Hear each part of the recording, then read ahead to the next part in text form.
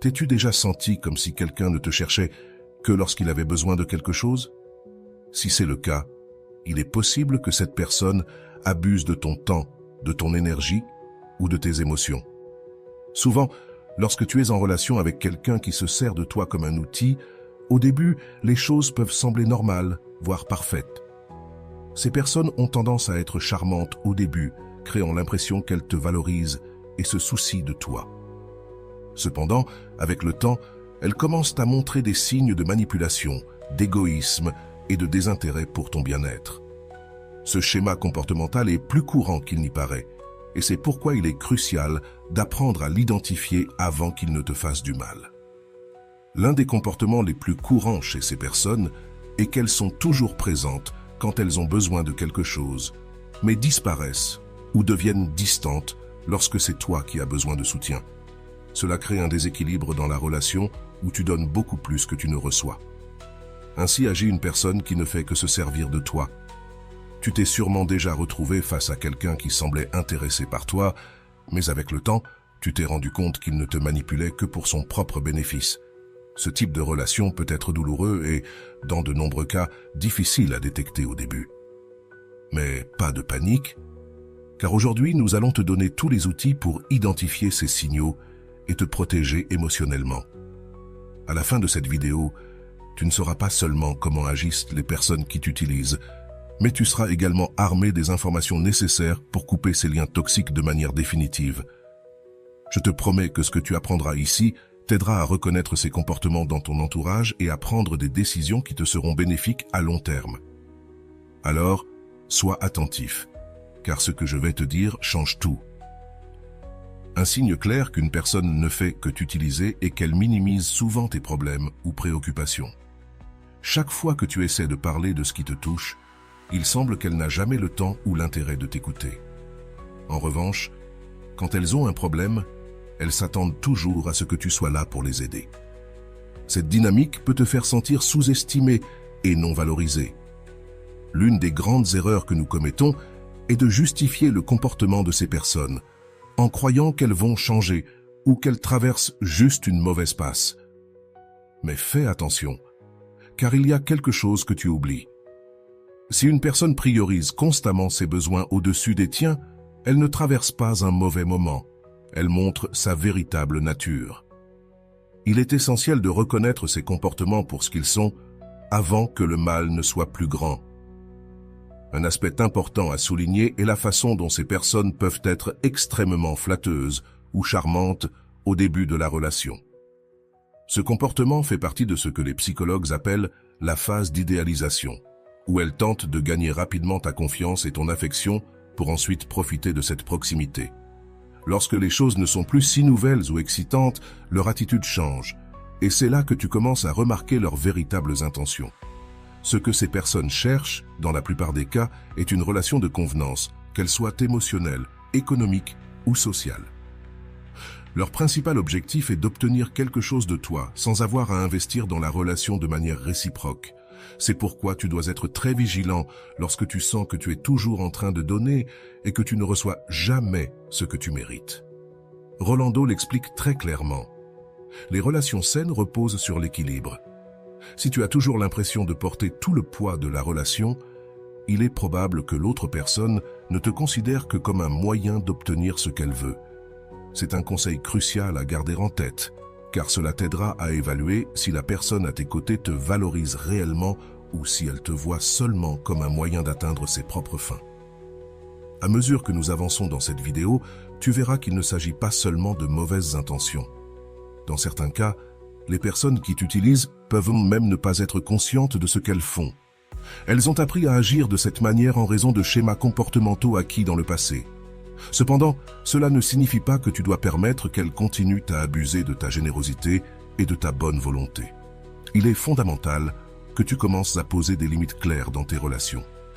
Ce faisant, tu protèges non seulement ton bien-être émotionnel, mais tu envoies aussi un message à l'autre personne que tu ne laisseras pas faire.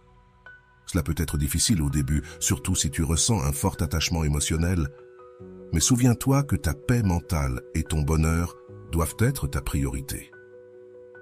Sigmund Freud, le père de la psychanalyse, a parlé de l'importance du ça, du moi et du surmoi dans les relations entre les personnes qui ont tendance à utiliser les autres, en fonction de leurs désirs, sont souvent dominées par le ça. Le surmoi, ou la conscience morale, est en second plan. Cela signifie qu'elles agissent selon leurs désirs et besoins immédiats, sans considérer comment leurs actions affectent les autres.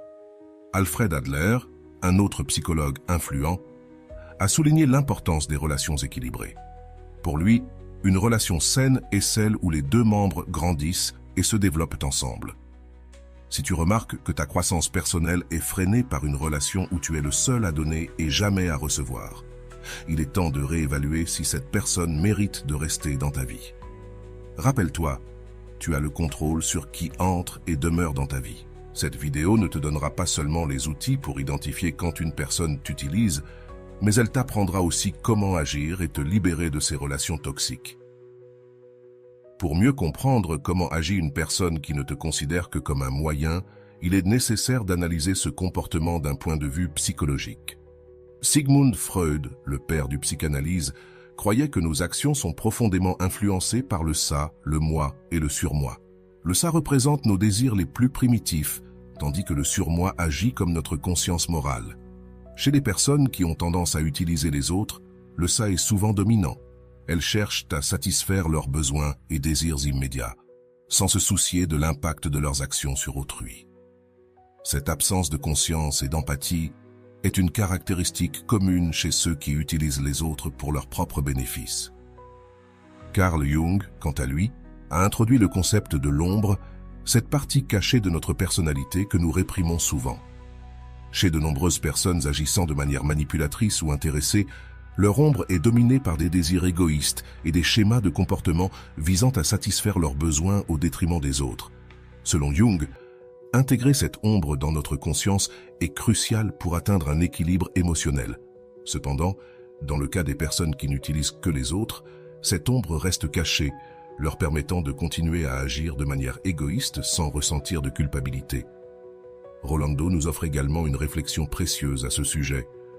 Les personnes qui t'utilisent reconnaissent rarement leur propre comportement toxique. Dans leur esprit, elles cherchent simplement ce qu'elles veulent, sans tenir compte du coût émotionnel que cela a pour les autres. Cette citation nous rappelle que souvent, ceux qui nous exploitent ne sont pas nécessairement conscients du mal qu'ils causent, ce qui rend encore plus difficile la rupture de ces liens. Albert Bandura, célèbre pour sa théorie de l'apprentissage social, suggère que les gens apprennent des comportements en observant les autres. Pour ceux qui utilisent les autres, il est probable qu'ils aient grandi dans des environnements où ce type de comportement était la norme. Ils ont peut-être vu leurs parents ou des figures d'autorité agir de manière manipulatrice pour obtenir ce qu'ils voulaient. Bandura souligne que ce type de comportement est appris, mais qu'il peut aussi être désappris s'il est confronté de manière adéquate. Rolando met en lumière un autre point important sur ce sujet. Le problème n'est pas seulement que l'autre personne t'utilise, mais que, en ne mettant pas de limite, tu lui permets de continuer à le faire. C'est ici que la responsabilité personnelle entre en jeu. Bien que nous ne puissions pas contrôler le comportement des autres, nous pouvons contrôler notre réaction à celui-ci. Si nous permettons aux gens de nous utiliser, nous contribuons à perpétuer ce cycle d'abus émotionnels. Un autre aspect à considérer est la théorie des relations toxiques abordée par Erikson, un psychologue du développement. Erikson parlait des conflits que nous rencontrons tout au long de notre vie, et l'un de ces conflits clés est la capacité de former des relations intimes et authentiques. Les personnes qui n'utilisent que les autres ne développent pas de relations authentiques. Au lieu de cela, elles établissent des connexions superficielles basées sur la commodité. Pour Erikson, ces relations ne permettent pas le développement personnel ni la véritable intimité. Carl Rogers, un autre psychologue influent, a introduit le concept de l'acceptation inconditionnelle. Selon Rogers, les relations saines reposent sur la capacité d'accepter l'autre personne telle qu'elle est, sans attente ni manipulation. En revanche, les personnes qui t'utilisent conditionnent souvent leur affection ou leur attention à ce qu'elles peuvent obtenir de toi. Cela crée un déséquilibre dans la relation où une partie donne toujours et l'autre ne prend que. Freud a également parlé du narcissisme un trait commun chez les personnes qui utilisent les autres. Le narcissisme implique une auto-obsession, où l'individu est tellement centré sur ses propres désirs et besoins qu'il ne peut voir au-delà de lui-même. Ces personnes peuvent sembler charmantes au début, mais avec le temps, elles révèlent leur véritable nature, où elles ne te voient que comme un outil pour satisfaire leurs besoins. Harbach, le fondateur de la thérapie cognitive, souligne que la pensée dysfonctionnelle joue également un rôle dans ces dynamiques. Les personnes qui utilisent les autres justifient souvent leur comportement par des distorsions cognitives. Par exemple, elles peuvent se convaincre qu'elles ont le droit à ce qu'elles font ou minimiser les dégâts qu'elles causent aux autres. Beu souligne l'importance d'identifier et de corriger ces schémas de pensée pour éviter de tomber dans ces pièges. L'un des plus grands problèmes auxquels sont confrontées les personnes utilisées est la difficulté à poser des limites. Rolando l'exprime clairement. Si tu ne mets pas de limites, quelqu'un d'autre décidera pour toi où commencent et se terminent tes responsabilités. Cela signifie qu'il est essentiel d'apprendre à dire non et à reconnaître quand une relation devient toxique. Daniel Goleman, expert en intelligence émotionnelle, souligne que les personnes qui utilisent manquent souvent d'empathie. L'empathie est la capacité de se mettre à la place de l'autre, de comprendre ses émotions et ses expériences. Les personnes manipulatrices ont généralement un déficit dans ce domaine, ce qui leur permet d'agir de manière égoïste sans tenir compte de l'impact qu'elles ont sur les autres. Goleman suggère également qu'il est essentiel de développer sa propre intelligence émotionnelle pour reconnaître ses schémas et agir en conséquence. Les dynamiques de pouvoir sont un autre facteur clé. Alfred Adler, qui a étudié les relations interpersonnelles, a parlé de la façon dont le pouvoir et le contrôle jouent un rôle fondamental dans de nombreuses relations. Les personnes qui utilisent tentent souvent d'établir une relation de pouvoir, où elles sont en contrôle. Et toi, tu cèdes constamment. Cela génère une dynamique de domination qui, si elle n'est pas abordée, peut causer des dommages émotionnels profonds. Viktor Frankl, dans sa logothérapie, souligne que la recherche de sens est essentielle pour la santé mentale. Les personnes qui se trouvent dans des relations où elles sont utilisées perdent souvent le sens de leurs propres valeurs et de leurs buts.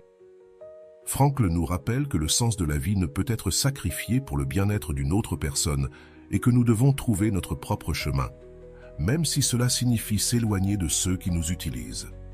Un autre aspect important est le concept de dissonance cognitive, proposé par Leon Festinger. Les personnes qui sont utilisées éprouvent souvent une dissonance cognitive lorsque leurs actions, en restant dans une relation toxique, ne correspondent pas à leurs croyances selon lesquelles elles méritent d'être traitées avec respect. Ce conflit interne peut générer du stress et de l'inconfort, mais peut aussi être un signe que quelque chose doit changer. Rolando apporte un autre conseil précieux. Lorsque tu réalises que quelqu'un ne fait que t'utiliser, ne te blâme pas de ne pas l'avoir vu plus tôt.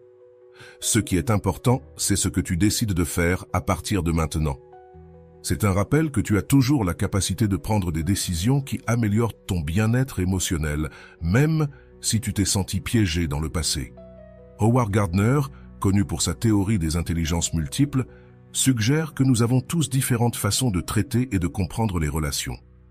Certaines personnes sont plus intuitives et peuvent détecter rapidement les comportements toxiques, tandis que d'autres ont besoin de plus de temps et de preuves pour voir la vérité.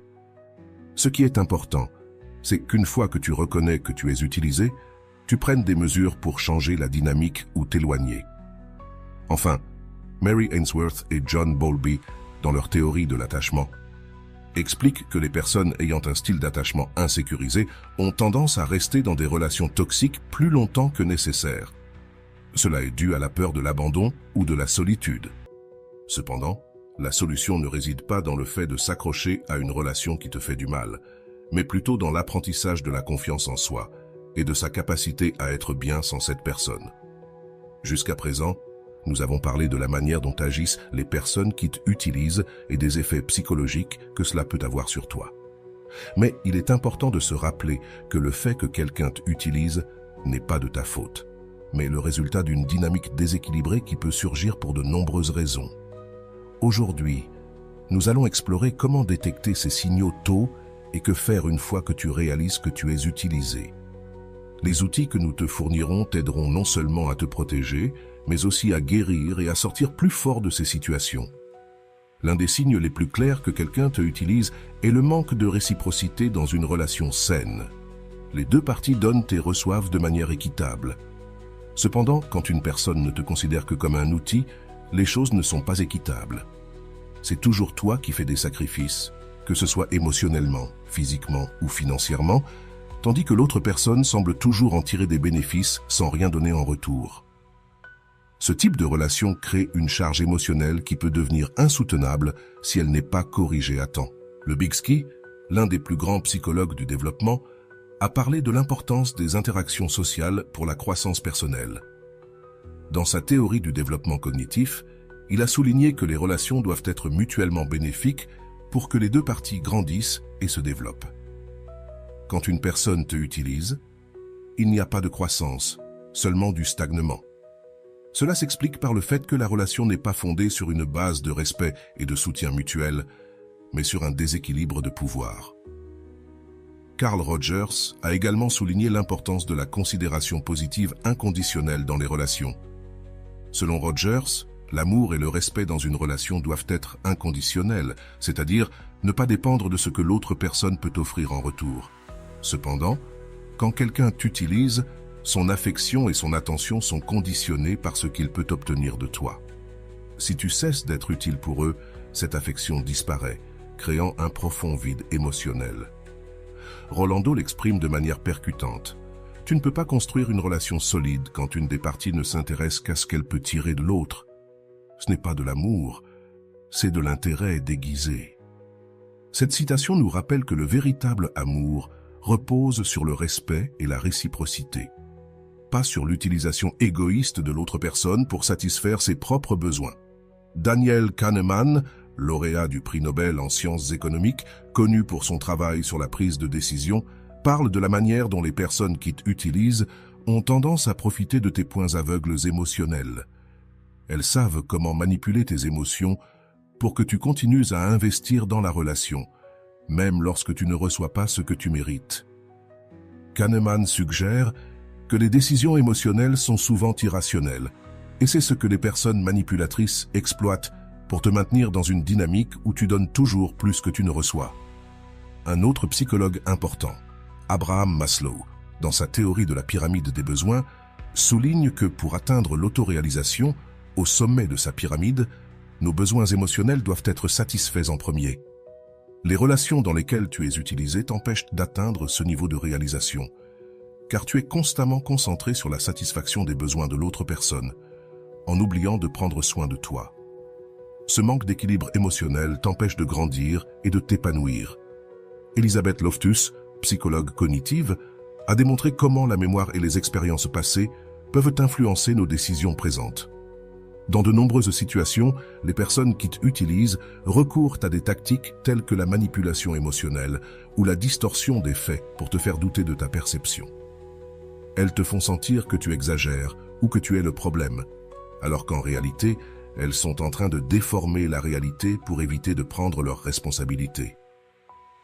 Loftus nous rappelle qu'il est important de faire confiance à nos perceptions et de ne pas se laisser influencer par ce que les autres nous font croire. Rolando nous offre également une perspective intéressante.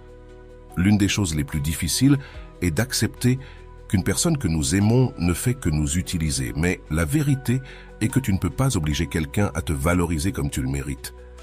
Cette décision leur appartient, et s'ils ne le font pas, ton devoir est de t'éloigner. Cette phrase est un appel à reconnaître quand une relation a atteint ses limites et qu'il n'est pas sain de continuer à y investir. Le psychologue social Leon Festinger a introduit le concept de dissonance cognitive que nous avons mentionné précédemment pour décrire l'inconfort que nous ressentons lorsque nos actions ne correspondent pas à nos croyances. Dans le contexte d'une relation où tu es utilisé, tu peux ressentir une dissonance cognitive en justifiant le mauvais comportement de l'autre personne. Souvent, tu essaies de te convaincre que les choses s'amélioreront ou que l'autre personne changera. Mais la réalité est que ce malaise interne est un signe que quelque chose ne va pas. Martin Seligman, connu pour son travail en psychologie positive, a parlé de l'impuissance acquise, un phénomène où, après avoir été dans des situations d'abus ou de manipulation pendant une période prolongée, les personnes commencent à croire qu'elles n'ont aucun contrôle sur leur vie ou leurs décisions. Les personnes qui sont utilisées dans des relations toxiques peuvent développer ce type d'impuissance, croyant qu'il n'y a pas de sortie possible ou qu'elles ne méritent rien de mieux. Seligman nous rappelle que nous avons tous le pouvoir de changer notre situation et de sortir de ces dynamiques nuisibles. Goicoechea souligne également quelque chose de clé dans ce processus de récupération. Le premier pas pour se libérer d'une relation où l'on est utilisé est de reconnaître sa propre valeur. Une fois que vous comprenez ce que vous valez, il sera beaucoup plus facile de vous éloigner de ceux qui ne vous apprécient pas. Cette citation souligne l'importance de l'amour de soi dans le processus de guérison et dans la capacité à mettre fin à des relations toxiques. Un autre aspect à considérer est comment les personnes qui vous utilisent ont souvent recours à des tactiques de manipulation émotionnelle. B.F. Skinner, l'un des pionniers de la psychologie comportementale, a suggéré que les gens réagissent aux récompenses et aux punitions de leur environnement. Dans une relation où vous êtes utilisé, l'autre personne peut vous récompenser par de l'affection ou de l'attention lorsque vous faites ce qu'elle veut, mais vous punira par indifférence ou rejet lorsque vous ne répondez pas à ses attentes. Cela crée une dépendance émotionnelle qui peut être difficile à briser. Aaron Beck, père de la thérapie cognitive, nous rappelle que nos croyances et nos pensées jouent un rôle crucial dans la façon dont nous expérimentons le monde. Si vous pensez que vous méritez d'être traité de manière méprisante ou manipulatrice, il est probable que vous continuiez à attirer des personnes qui vous traitent ainsi. Beck suggère que structurer vos pensées et changer la façon dont vous vous voyez est essentiel pour attirer des relations plus saines et équilibrées. L'une des manières les plus puissantes de sortir d'une relation où vous êtes utilisé est d'établir des limites claires. Noam Chomsky, bien qu'il soit plus connu pour son travail en linguistique, a également parlé du pouvoir des mots et de la façon dont nos actions et nos limites communiquent notre valeur aux autres. Si vous ne mettez pas de limites, les gens continueront à essayer de profiter de vous. En établissant ces limites, vous envoyez un message clair indiquant que vous ne permettez pas qu'on vous utilise. En fin de compte, tout se résume à une question de respect. Les personnes qui vous utilisent ne vous respectent pas en tant que personne, mais ne voient que ce qu'elles peuvent obtenir de vous. Viktor Frankl, dans sa logothérapie, nous rappelle que le sens de la vie se trouve dans la liberté de choisir comment répondre à nos circonstances. Si vous vous trouvez dans une relation où vous n'êtes pas respecté, votre liberté réside dans votre capacité à vous éloigner et à trouver un environnement où vous êtes valorisé pour qui vous êtes réellement. Rolando conclut avec une réflexion importante. L'amour de soi est la clé pour se libérer de toute relation toxique. Lorsque vous vous aimez suffisamment, vous ne permettrez jamais à quelqu'un d'autre de vous utiliser ou de vous faire sentir moins que ce que vous valez. Ce message est le cœur de ce que nous essayons de transmettre ici. Vous avez le contrôle sur qui entre et reste dans votre vie. Et lorsque vous vous valorisez, vous prendrez les bonnes décisions pour votre bien-être. Valentina a toujours été une personne qui valorise la loyauté par-dessus tout. Depuis petite, on lui a enseigné qu'une bonne amie est toujours là, prête à tout donner pour les autres. Elle a ainsi vécu une grande partie de sa vie en croyant que la véritable force d'une relation résidait dans sa capacité à se sacrifier pour ceux qu'elle aimait. Cependant, cette croyance l'amènerait à une situation émotionnelle dont elle aurait beaucoup de mal à sortir. Tout a commencé lorsqu'elle a rencontré Marcos, un collègue de travail qui était arrivé dans son bureau il y a à peine quelques mois. Marcos était le genre de personne qui irradiait de charisme. Dès le premier moment où elle l'a vu, Valentina s'est sentie attirée par sa confiance en lui et sa manière de parler.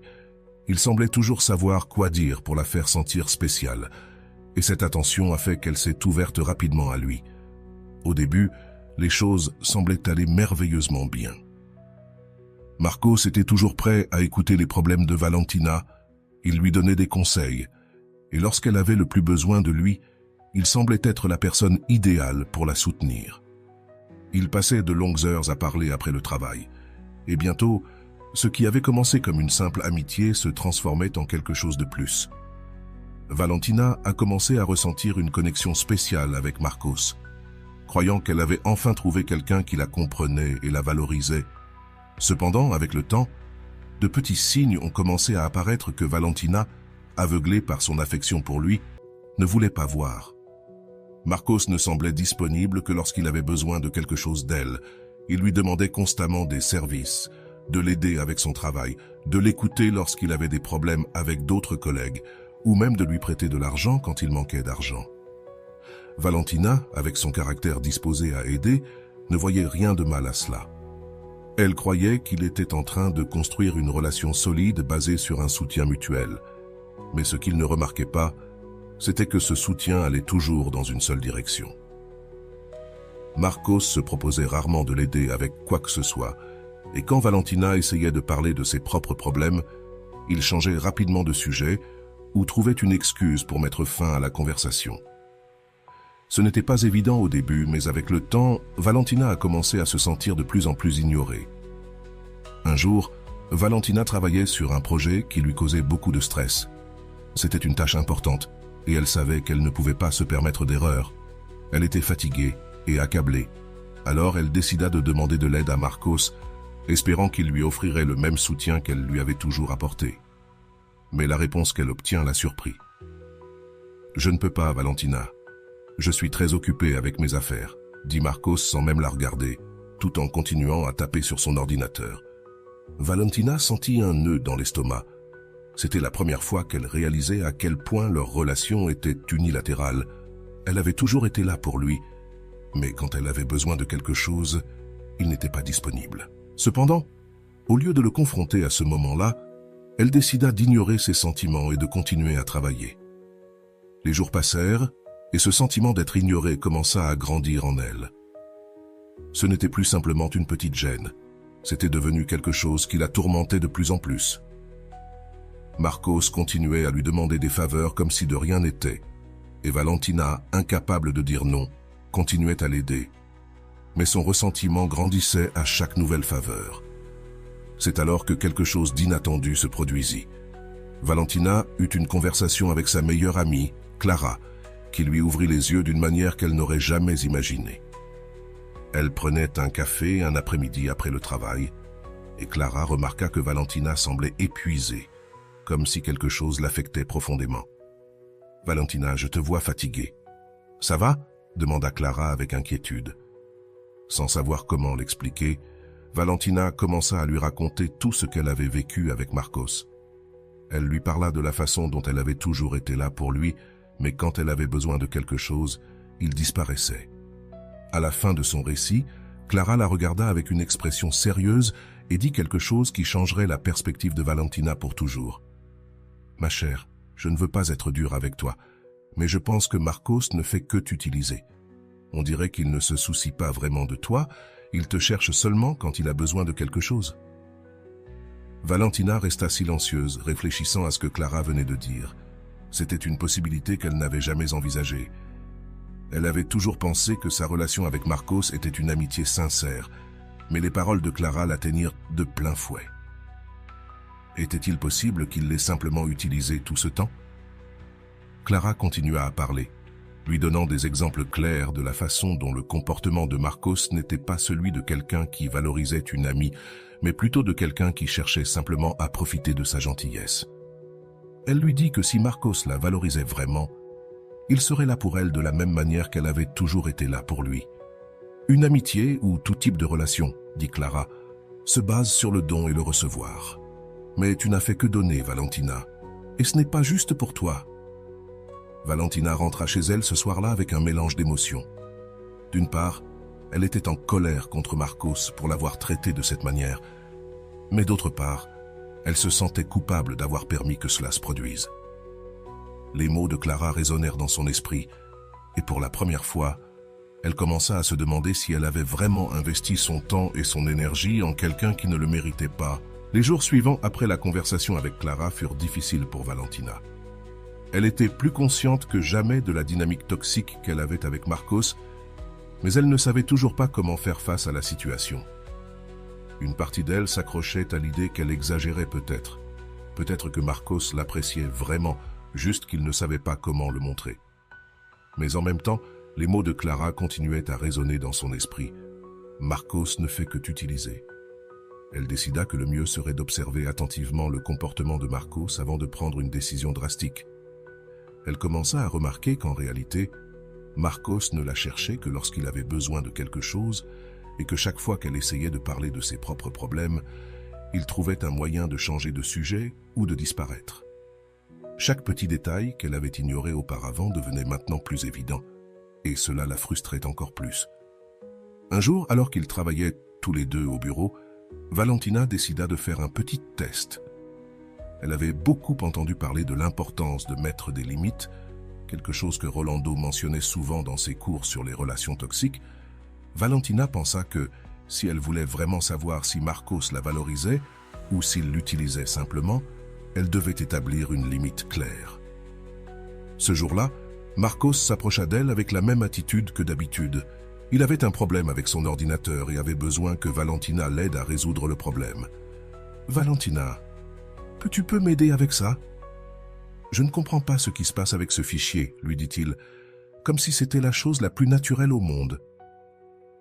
Valentina le regarda pendant un instant, ressentant un mélange de nervosité et de détermination. C'était le moment de lui faire comprendre qu'elle ne serait pas toujours disponible pour lui. « Désolé, Marcos. Aujourd'hui, je ne peux pas. J'ai beaucoup de travail et j'ai besoin de me concentrer sur mes propres tâches, » répondit-elle, en essayant de paraître ferme. La réaction de Marcos fut immédiate. Son visage changea et au lieu de la remercier ou de comprendre sa situation, il afficha une expression de mécontentement. « Vraiment ? Je pensais que tu allais m'aider. Tu le fais toujours, » dit-il sur un ton de reproche qui la fit se sentir mal à l'aise. Ce fut le moment où Valentina réalisa la véritable nature de leur relation. Marcos n'était pas habitué à recevoir un « non » comme réponse. Il comptait toujours sur le fait que Valentina serait disponible pour lui, peu importe ce qu'elle traversait.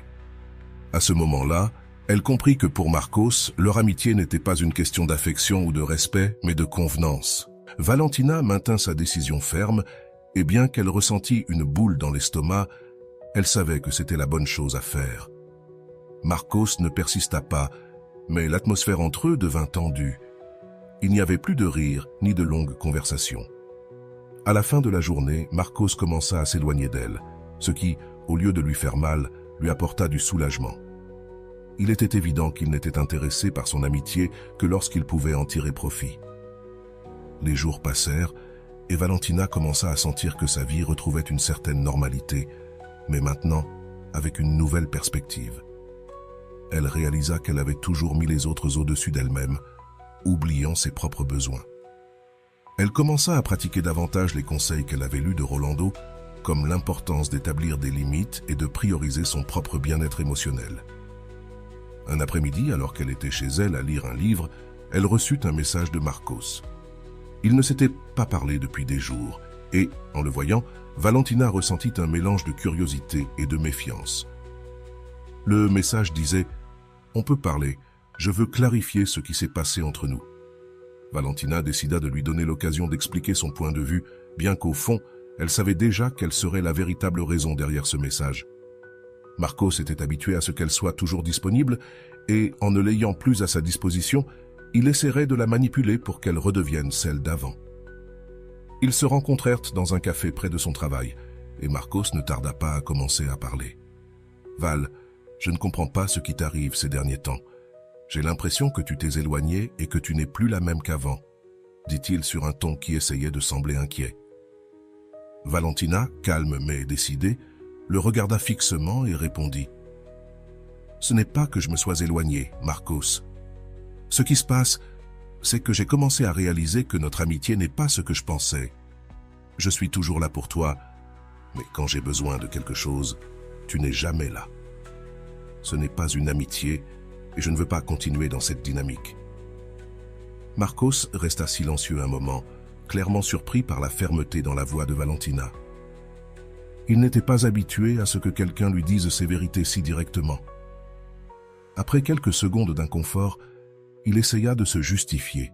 « Ce n'est pas comme ça, Val. Tu sais que je t'apprécie, mais j'ai été occupé ces derniers temps.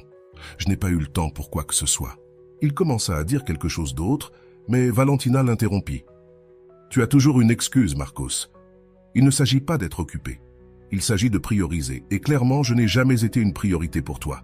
Désolé, mais je ne veux plus être la personne que tu ne contactes que quand tu as besoin de quelque chose. » La conversation se termina peu après, et bien que cela fût difficile pour Valentina, elle ressentit une immense libération. Pour la première fois depuis longtemps, elle avait mis son bien-être au-dessus de celui des autres.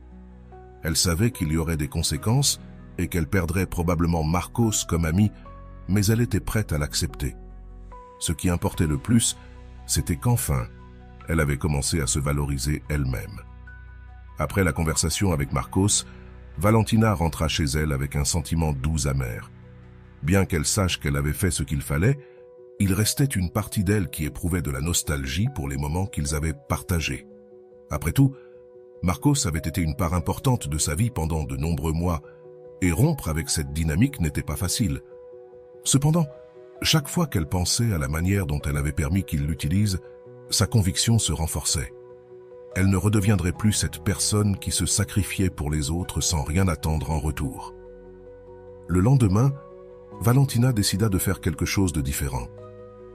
Au lieu d'attendre que les gens viennent à elle avec leurs problèmes, elle décida de se concentrer sur elle-même. Elle suivit le conseil de son amie Clara et commença à pratiquer l'amour de soi, un concept qui jusqu'alors lui avait semblé quelque peu abstrait. Elle acheta un livre sur l'importance d'établir des limites saines et commença à appliquer de petits changements dans sa vie quotidienne. Ce n'était pas quelque chose qui se produisait du jour au lendemain, mais peu à peu, elle commença à se sentir plus forte et plus sûre d'elle. Un après-midi, alors qu'elle était dans un cours de yoga, Valentina reçut une notification sur son téléphone. C'était un message de Clara. « Nous devons nous voir, j'ai quelque chose de très important à te dire. » Intriguée, Valentina accepta de rencontrer son amie après le cours. Elle ressentait de la curiosité pour ce que Clara avait à lui dire.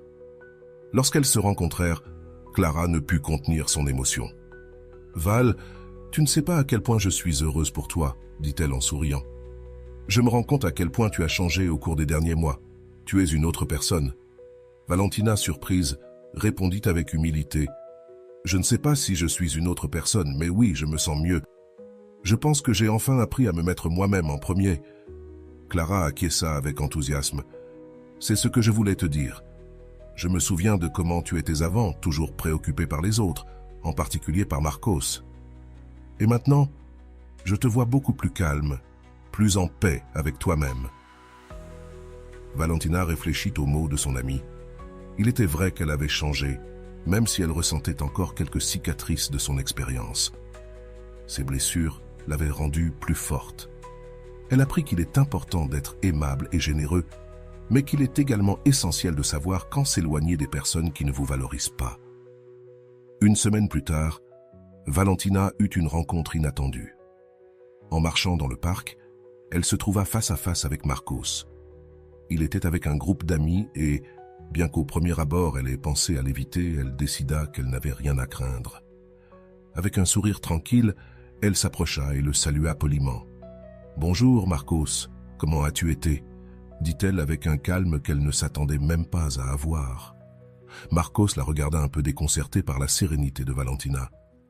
Il ne s'attendait pas à la voir, et encore moins ainsi, si calme et sûr d'elle. « Bonjour Val, j'ai été bien, et toi ?» répondit-il essayant de garder sa posture. Valentina acquiesça et lui dit « Je vais mieux que jamais. J'ai travaillé sur moi-même, je prends mieux soin de moi. Ça a été un long processus, mais je suis contente du résultat. » Marcos, ressentant la distance émotionnelle qui s'était créée entre eux, ne sut que dire de plus. Il semblait vouloir reprendre la conversation, mais Valentina n'était plus intéressée à parler davantage. Elle se dit au revoir poliment et poursuivit sa promenade dans le parc, sentant qu'elle avait fermé un chapitre important de sa vie. Cette nuit-là, Valentina réfléchit à tout ce qui s'était passé. Elle pensa à la manière dont elle avait permis que Marcos l'utilise pendant si longtemps et à la façon dont elle avait enfin trouvé le courage de s'éloigner. Elle se rendit compte que, parfois, le processus d'apprendre à se valoriser soi-même peut être douloureux, mais que chaque pas en avant en vaut la peine. Elle se souvient d'une phrase de Rolando qui l'avait beaucoup inspirée durant son processus de guérison. « S'aimer soi-même n'est pas de l'égoïsme, c'est la base de toutes les relations saines. Si tu ne te valorises pas, tu ne peux pas attendre que les autres le fassent pour toi. » Cette citation avait été une sorte de mantra pour Valentina dans les moments les plus difficiles, lui rappelant que son bien-être était sa responsabilité et qu'elle méritait de s'entourer de personnes qui la valorisaient vraiment. Avec le temps, Valentina commença à attirer de nouvelles personnes dans sa vie. Des personnes qui la respectaient et l'appréciaient pour qui elle était, et non pour ce qu'elle pouvait en obtenir. Elle se rendit compte qu'en posant des limites et en s'estimant, elle créait un espace pour des relations plus saines et authentiques. Elle ne ressentait plus le besoin de plaire à tout le monde ou d'être toujours disponible pour les autres. Elle avait appris que son temps et son énergie étaient précieux et qu'elle devait les investir dans des personnes qui méritaient vraiment d'être dans sa vie. Quelques mois plus tard, alors qu'elle parlait avec Clara, Valentina réalisa à quel point sa perspective avait changé. Ce qui avait été auparavant une source de douleur et de frustration était maintenant une leçon de vie qui l'avait renforcée. Clara, toujours sa confidente, lui rappela le chemin parcouru. « Je t'admire, Valentina. Ce n'est pas facile de s'éloigner de quelqu'un que tu aimes, même quand tu sais qu'il t'utilise, mais tu l'as fait. Et c'est ça qui t'a rendue plus forte, » dit Clara avec un sourire. Valentina sentit que son amie avait raison.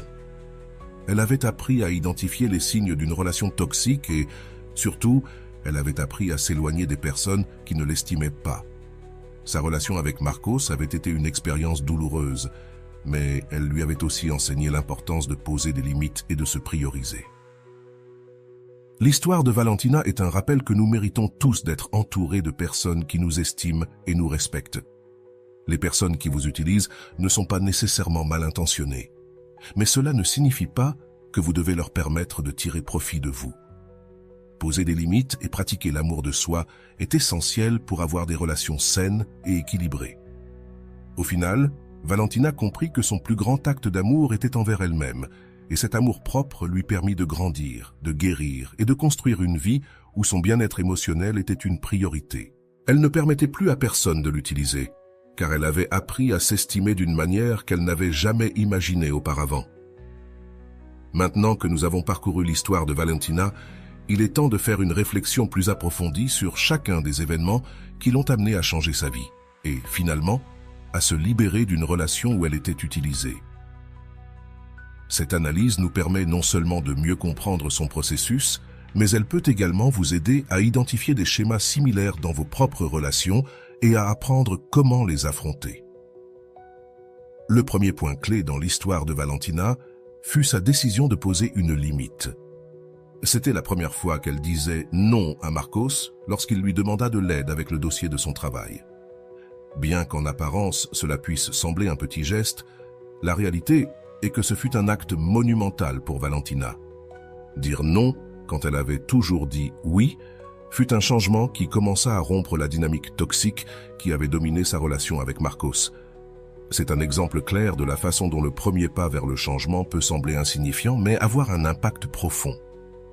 L'acte d'établir une limite est quelque chose que beaucoup de personnes craignent, car elles redoutent la réaction de l'autre ou pensent qu'en le faisant, elles perdront la relation. Cependant, comme le dit bien Rolando, dire non est un acte d'amour de soi. Vous ne rejetez pas l'autre personne, mais vous vous protégez vous-même. Cette phrase résume parfaitement ce que Valentina fit. En posant sa limite, elle envoyait un message clair que son temps et son énergie étaient également précieux et qu'elle ne permettrait à personne de les utiliser sans réciprocité. Un autre aspect clé fut le rôle que joua Clara, l'amie de Valentina, dans son éveil émotionnel. Cette conversation fut un moment décisif, car Clara lui donna non seulement une perspective extérieure, mais lui apporta aussi le soutien émotionnel dont elle avait besoin pour faire face à la situation. Ici, nous pouvons voir le pouvoir du soutien social. Selon les recherches de psychologues comme Carl Rogers, la validation et le soutien des personnes proches sont essentiels pour le développement personnel et la prise de décisions difficiles. Valentina était piégée dans une relation où elle se sentait utilisée, et c'est grâce à Clara qu'elle put voir clairement ce qui se passait réellement. L'importance d'un soutien externe ne doit pas être sous-estimée. Lorsque nous sommes immergés dans des relations toxiques, nous ne pouvons souvent pas voir la réalité par nous-mêmes. Nous avons besoin de quelqu'un pour nous aider à ouvrir les yeux, quelqu'un qui, depuis une position neutre, peut nous montrer ce que nous ne sommes pas capables de voir. Clara agissait comme ce miroir pour Valentina, et ce fut un moment fondamental dans son processus de changement. Après cette conversation, Valentina a commencé à voir sa relation avec Marcos sous un nouveau jour. Elle a commencé à remarquer tous les petits détails qu'elle avait ignorés, comme le fait que Marcos ne la recherchait que lorsqu'il avait besoin de quelque chose, qu'il évitait de parler des problèmes de Valentina et que, de manière générale, la relation était complètement déséquilibrée. Ce processus de prise de conscience est l'un des plus douloureux, mais il est aussi l'un des plus nécessaires. Souvent, le premier pas pour sortir d'une relation toxique est simplement d'être conscient de ce qui se passe réellement. Dans ce sens, il est important de se rappeler les mots de Rolando. L'amour de soi commence lorsque tu réalises que tu mérites plus que ce que tu reçois. Valentina, en observant sa relation sous un nouveau jour, a réalisé qu'elle méritait quelque chose de bien meilleur. Elle méritait une amitié basée sur le respect et la réciprocité, et non une amitié où elle n'était valorisée que pour ce qu'elle pouvait offrir. La confrontation avec Marcos a été un autre moment crucial. C'était le point de non-retour. Le moment où Valentina a décidé de faire face à la réalité de sa relation. En lui parlant et en lui disant ce qu'elle ressentait, Valentina n'était pas seulement honnête avec lui, mais aussi avec elle-même.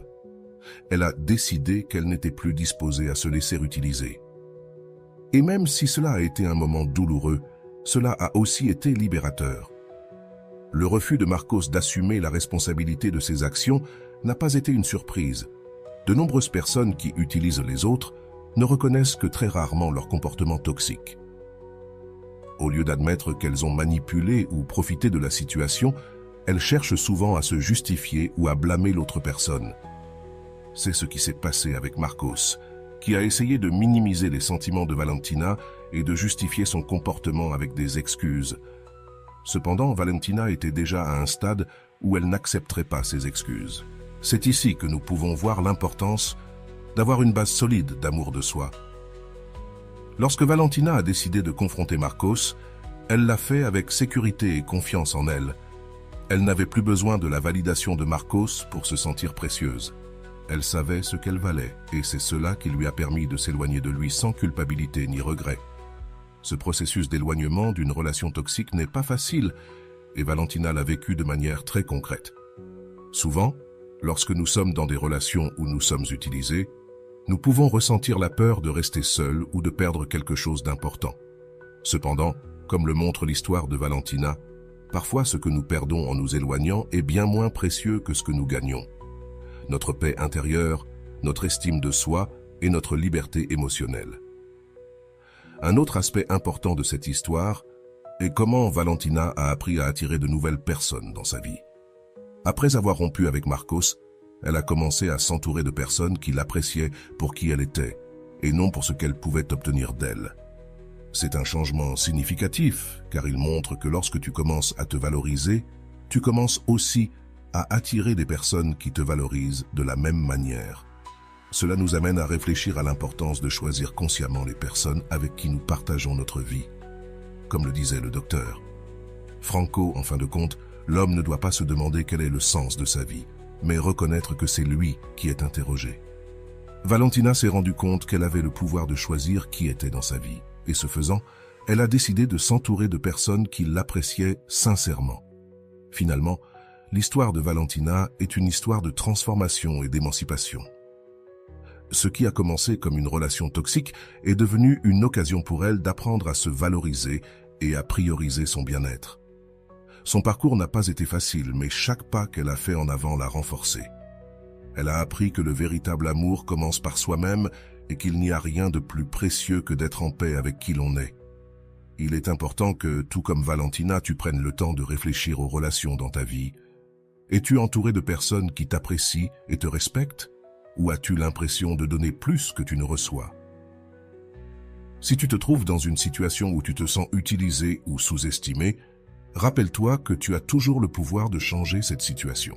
C'est le moment de prioriser et de commencer ton chemin vers l'amour de soi. Maintenant, j'aimerais savoir ce que tu en penses.